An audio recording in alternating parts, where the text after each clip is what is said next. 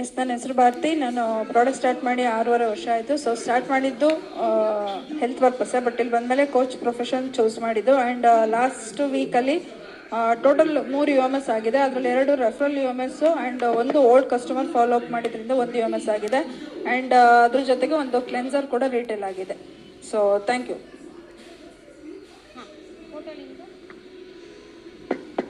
ಅಲ್ಲ, ಹೋದ ತಿಂಗಳು ಹರ್ಬಲ್ ಲೈಫಿಂದ ಟೋಟಲ್ ಇನ್ಕಮ್ ಎಷ್ಟು? ಹೋದ ತಿಂಗಳದ್ದು ಹರ್ಬಲ್ ಲೈಫಿಂದ 68,000 ಆಗಿದೆ. ಸೊ ಡಿ ಮತ್ತೆ ರಿಟೇಲು ಮತ್ತೆ ಕ್ಲಬ್ ಪ್ರಾಫಿಟ್ ಎಲ್ಲ ಸೇರಿ 68 ಆಗಿದೆ. ಬಟ್ ಈ UMS ಇಂದ 68,000 ಆಗಿದೆ.